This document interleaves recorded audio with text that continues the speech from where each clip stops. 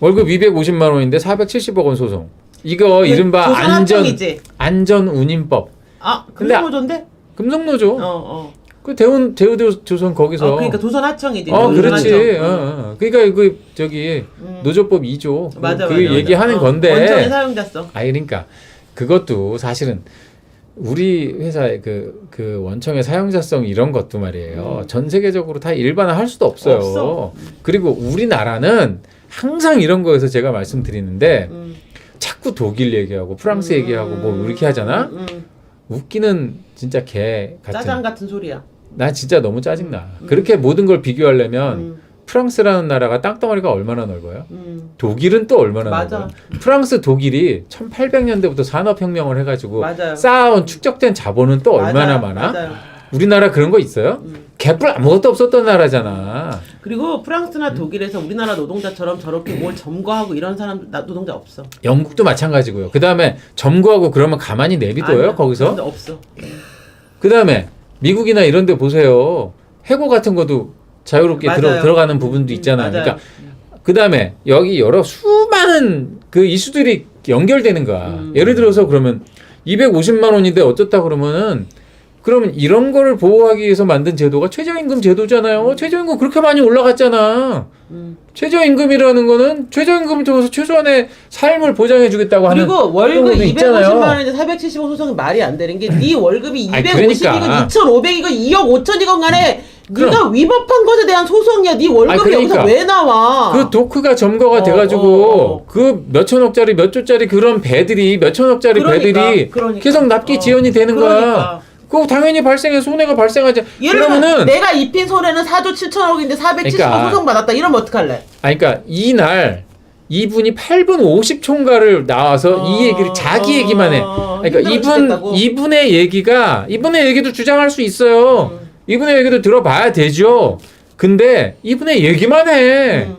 말이 안 되잖아 그거는. KBS가 그러면 안 되지. 참고로 이 단대병원에 닥터 헬기가 있는데 헬기 있지 않습니까? 술 먹고 헬기에 올라온 취객 3명 있어요. 네. 그 3명이 이제 헬리콥터 날개가 휘었다고 출입비가 한 20억 나왔거든요. 그 셋이서 20억 내야 되는데 그 사람이 그러면 월급 400인데 20억 내야 된다라고 하면은 그러니까 그 월급이 뭔 상관이야? 그 손해를 끼쳤으면 좀 물어내라고 그 얘기하는 거예요. 그러니까 470억 소송이 어떤 의미냐 뭐 이런 얘기 하는데 이건 무슨 의미냐면은 470억 원이 어찌 피해를 유발했다라는 얘기야. 그렇죠.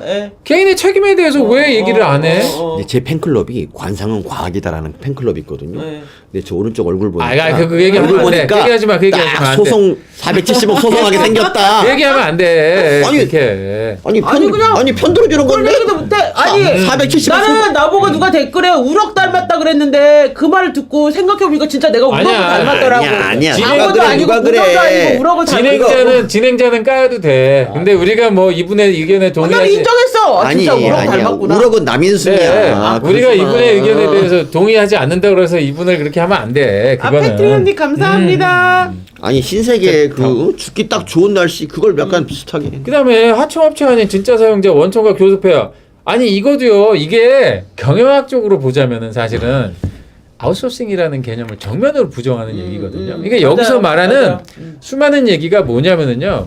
결국은 사업이 돌아가는 방식에서의 여러 가지 문제점과 고용의 문제점을 어떻게 조화롭게 이제 합치되게 만드느냐인데 거기서 이 사람 말대로 하면은 우리나라 대기업들은 교섭만 해야 돼 1년 내내. 그리고 첫 번째로 이제 아까 한 게 우리나라가 독립변수가 아니라 종속변수라는 거야. 우리나라는 되게 취약한 나라라는 거죠. 두 번째로 모든 사업은 계절성이라는 게 있어요. 그 다음에 경기 변동이라는 게 있어. 시클리컬한 이슈가 있고. 기자가 이렇게 원래 똑똑한 겁니까? 이거는 그냥 고등학교 사회 시간에 배우는 거야. 우리 고등학교를 안 나온 거야? 그러니까 사회성이 없습니다. 그러면 나 이과야. 이 문제는 항상 발생을 하는 문제가 모든 그 기업의 가동률은 계속 이렇게 왔다 갔다 하죠. 어떤 때는 사람이 많이 필요하고 어떤 때는 적게 필요해.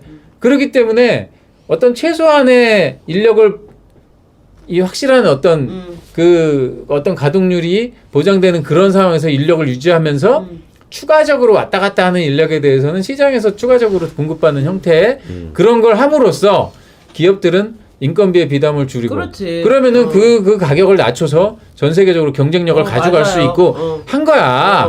그거 자체는 인정을 해야 돼. 어. 근데 노동자적인 관점에서 보자면 노동자들은 고용의 안정성이 주어지는 게 중요하겠죠. 근데 고용의 안정성만 100% 주장을 하면은 기업의 경쟁력이 없어지기 때문에 네. 기업 자체가 생존을 하지 못해. 그럼 기업이 없으면 노조가 무슨 의미가 있냐고. 그리고 두 가지가 이분이 알아야 되는데 하청을 주거나 외주를 주는 이유가 뭔 줄 알아요?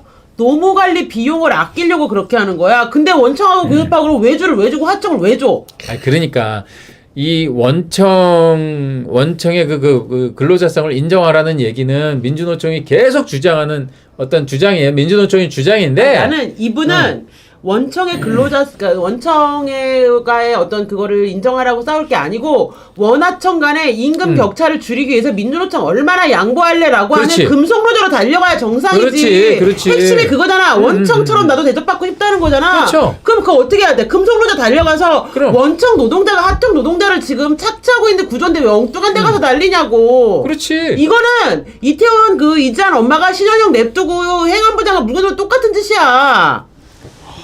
쩐다 쩔어 오늘. 와 이러다 600명 넘겠어 이거. 아니 그러니까 아니 뭐 우리 시청자분들하고 같이 하시는 건데 뭐 제가 어줍지 않지만 하여튼 이런 거를 알고 있어야 된다라는 거예요. 이런 얘기를 계속 하는데 물론 이분들 주장할 수 있어요. 근데 이분들은 자기들의 어떤 영역만 생각을 하면서 얘기를 하는 거야 자꾸. 그러니까 아까 신현영에 대해서 이렇게 뭐 갑질 의혹하고 뭐 구조 활동 이렇게 균형을 잡는 그런 언론이라면은 최소한 이런 사람이 나왔을 때 이 그렇죠. 반대측 그렇죠. 사람 당연하죠. 얘기도 그렇죠. 같은 시간 할애해서 들어야 된다고. 그러니까. 근데 안 듣잖아. 얘만 말하잖아 지금. 이게 그러니까 난 이분 나와서 얘기할 수 있다고 봐. 그럼 교수님 말씀대로 여기에 대해서 반대 의견을 가진 맞아요. 사람은 어떤 맞아요. 생각을 가지고 있는지 그다음에 정부는 양쪽의 얘기를 다 들어봐가지고 해야 되잖아요. 그것이 공영방송의 기능 아니겠어요. 근데 이러고 앉아 있는 게 이게 그러니까 난 이분에 대해서는 불만 없어. 이분은 당연히 하게 할 일을 하는 거니까 KBS가 이러면 안 되지. 그 다음 페이지 보세요. 여기도 또 그런 얘기 하는 거야. 이분에 대해서도 불만이 있습니다. 뭐 저도 별로 동의하지 않아요. 이분 하는 얘기에 대해서 비판을 받아야 되는 부분들이 분명히 있고. 다음 분 보세요. 야, 이 개소리를 이렇게 수화로 하는 사람 얼마나 힘들까. 아니 그러니까 다음 페이지 한번 보시고요. 노란봉투법이 오히려 불법 파업과 발동을 줄일 것. 대단한데. 아니 그러면은 예를 들어서 거꾸로 그러면 예를 들어서 기업들이나 이런 쪽에서는 해고의 자유를 주면은 해고가 오히려 줄어들 것 이런 식으로 얘기하면 그거 믿겠어요? 맞아요. 그 얘기야. 방귀 끼면 공기 상쾌해질 것. 완전 뭐 이런 거. 일방적인 얘기예요. 불법 최저임금을 높였더니 아니, 고용이 그럼요. 줄어들고 사람들이 일자리 잃었잖아. 그 역설이랑 똑같은 거야. 무슨 그럼요. 황당한 소리야. 아니 그리고 이거 노란봉투법이라는 말조차 뭐 말도 안 되지만은 네. 기업이 아니 그러니까 이 노란봉투법이 뭐예요? 노조 면책 특권법이잖아. 맞아요.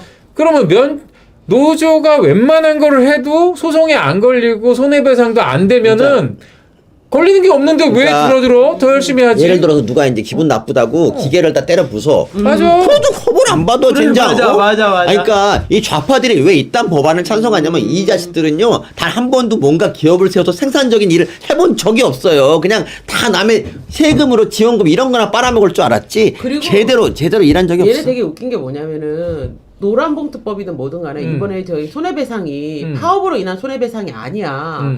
불법 점거로 인한 손해배상이라고. 당연하지. 그러니까 뭐냐면 파업을 하더라도 사업장을 불법 점거하면 안 되는 거야. 맞아. 내가 내가 노동을 하는데 나 오늘 일하기 싫어서 일 안 할 거야. 그래서 나의 권리니까 나 단체 행동을 하라고 했지. 누가 단체 행동으로 사업장을 점거해가지고 생산에 차질을 주라 그랬어. 그런 말은 없단 말이야. 그러니까. 근데 왜 이렇게 은근슬쩍 하청이 파업하면 다 불법에 걸리는 것처럼 말을. 맞아. 내가 나쁜 오면서 새끼. 오늘 이 관점으로 얘기하려고 그랬는데 까먹고 있었는데 유진쌤님이 딱.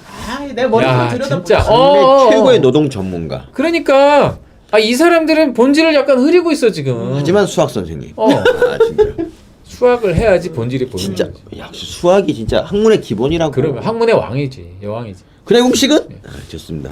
여기까지 하겠습니다. 그러니까 아니 유도를 원청하고 해드릴까요? 예를 들어서 원청이 뭐 그런 거 있어가지고 그거에 대해서 불만을 갖고 파업을 하면 한 말이에요. 근데 아니 그 부분에 대해서는 예를 들어서 여러 가지 고려할 수 있죠. 왜 도크를 점거해가지고 그러니까 배 자체가 생산이 안 되게 해서 이거를 해내서 손해본 사람들이 사실은 회사뿐만인 줄 아세요? 저걸 왜 불법 파업이라고 그러냐고. 파업이 불법이 아니라니까. 그러니까 불법으로 시설을 점거한 게 문제라니까. 그러니까 대우조선해양의 주주들도 얼마나 손해를 봤는데 그러니까 이런 것 때문에 그러니까 그러니까 뭐 이거랑 관계없지만 쇠구슬 같은 것도 얼마나 위험한 맞아요. 일이니까 그런 거 맞아요. 쏘지 말라는 거야. 그런 거 쏘면은 처벌을 받아야 되는데 이게 파업의 일부분이기 때문에 이게 처벌 안 받는다는 건 말이 안 이게 되는 거지. 제가 어디서 뭐 어렴풋하게 기억이 나는데 옛날에 스웨덴에 있는 어떤 도시가 있는데 한참 잘 나갔었어요. 스웨덴. 근데 그 도시가 쇠락을 해가지고 마지막에 이제 끝장이 나. 그 끝장이 나는 어떤 그 장면이 어떤 거냐면은 우리나라 조선소에 보면은 이게 기중기 있죠. 크레인. 그게 있어야지 막 이렇게 왔다 갔다 하면서 뭐 이제 배도 이제 조립하고 뭐 움직이고 할 거 아니에요. 그 크레인을 현대중공업인가가 오. 1달러에 사. 왜냐면은 그 트레인을 뭐 운전할 사람이 그 없지. 크레인을 유럽에서 뭐 한국까지 가져왔는지는 모르겠어. 아니면은 고철로 했는지는 모르겠는데 그 크레인을 쓸 일이 없는 거야. 왜냐면 조선 산업의 경쟁력을 잃어버렸기 때문에 스웨덴이. 그리고 대한민국이 옛날 한 90년대 뭐 2000년대쯤일 거야. 대한민국의 조선 산업의 경쟁력을 다 빨아왔기 때문에 일본도 조선 산업이 맛이 갔죠. 스웨덴도 조선 산업이 맛이 갔죠. 그래가지고 그때 조선 산업 호황기가 막 쫙 해서 그것 때문에 얼마나 많은 사람들이 돈을 벌고. 정주영 회장의 그 조선업 수주한 거 있잖아요. 조선 수주할 때 그 아무것도 없는데 바다 위에 도크를 짓겠다 해갖고 하잖아요. 그거는 진짜 역사에 남을 기억사야. 그럼요. 우리가 무슨 재벌에 대해서 비판을 할 거 하더라도 인정할 거 인정해 줘야지. 근데 그리고 맞아. 내가 이게 나왔으니까 하나만 하면 안 돼? 맞아요. 재벌집 막내 아들 얘기하셔가지고 왜 주인 없는 회사의 위험성이 있잖아. 미국이 주주 중심으로 움직이잖아요. 주인 경영권이 이제 이렇게 우리처럼 되지 않고 주인 없는 회사들이 많잖아요. 무슨 문제가 발생했을 것 같아요? 거기는 건강보험이나 사회보험 보장료가 되게 비싸잖아요. 그렇지. 노조가 파업을 하면은 계속 들어준 거야. 계속. 그래서 나중에는 GM 같은 데가 GM, 크라이슬러가 다 그래서 망해요. 돈을 그렇지. 벌었는데 그게 퇴직자 있잖아. 수명이 길어졌잖아. 맞아요. 퇴직자들 건강보험료 나가느라고 기업이 모든 이윤이 다 거기에 들어가는 거야. 왜냐하면 주인이 없으니까 당장 파업을 멈춰서 주주들에게 10년 후가 아니고 당장 오늘 수익을 주기 위해서 계속 그렇게 한 거야. 그래서 크라이슬러 GM 다 망하거든. 그렇죠. 그 UAW 주인이 없으면 그렇게 된다고. 이 생각이 갑자기 야, 네 돈이 내 돈이고 내 돈 네 돈이면 그러니까. 이 돈이 금방 다 없어져요. 맞아요. 그러니까 10년, 20년의 장기 계획을 그러니까 못 세운다고. 이게 무슨 클러스터 이론이니 뭐 국가별 산업 섹터 뭐 경쟁력의 이론이니 무슨 마이클 포터니 마이클 해머니 이런 사람들이 수없이 이렇게 연구해가지고 하여튼 일종의 생태계 이론인 거야 이런 것들이 다. 그러니까 이런 것들을 종합적으로 파악해가지고 가져가야 되는 문제야. 근데 민주당이나 정의당 이 사람들은 딱 어떤 특정 사건 하나. 맞아. 무슨 저기 뭐 김용균 씨 얘기를 해가지고 무슨 뭐 저기 원청 뭐 이거 뭐 해야 된다. 그거 왜 그런지 알아? 알지. 나라의 주인이 아니라서 그래. 나라가 어떻게 가야 될지에 대해 상관없고 당장 나한테 후원금 주는 노동조합 민주노총 후원금 1이야. 그 사람들 집권당이었잖아. 그거 마음 맞춰주려고 정말 단 1%도 나라에 대한 미래에 그러니까 대한 거 나라의 주인이 아니야 얘네들은. 그러니까 비유 맞춰주는 사람들이지. 김영민 씨 사고라든지 뭐 중대재해법 관련돼서 뭐 이런 나오는 얘기도 안타까운 일이에요. 그런 얘기가 안 나오게 우리가 할 수 있는 방법을 계속 찾아봐야 돼. 근데 그걸 중대재해법 같은 그런 방식으로 그러니까 해서 뭐냐면 솔직히 말하면 다 알아. 원청 음. 대기업 노조가 자기가 일한 거에 비해서 과한 급여와 과한 대우를 받고 있기 때문에 그것들이 하청으로 전가되고 비정규직에 전가되는 거 다 알아. 근데 그거 빼고 나머지만 다 바꾸재. 근데 이 접근법을 보면은 이 사람들은 황금알을 낳는 고의를 그 거위의 배를 가르는 것밖에 관심이 없어. 당장 문제를 해결하는 것밖에. 맞아요. 길게 오랫동안 이 생태계라는 게 유지돼서 우리가 다 같이 잘 먹고 잘 살고 우리나라가 발전하고 우리나라 국민들이 전부 다 행복하게 살고 이 방식을 하려면 없어. 이런 한 부문만의 생각을 가지고 우리가 판단을 하면 안 되는 거야. 맞아. 그래서 내가 보수파 국민이 더 훌륭하다고 느낀 게 그거야. 연금 개혁이나 국민 건강보험 개혁에 대한 태도가 다른 거야. 그렇죠. 10년을 보고 20년을 보고 후대를 보면서 그럼요. 지금 올리더라도 감수하겠다는 거고 좌파들은 이러면 MRI를 못 찍는다. 뭘 못 찍는다. 그래서 당장 그 배를 파먹을 생각만 하잖아. 홈케어 때문에 얼마나 더 지금 돈이 많이 들고 지금 그러니까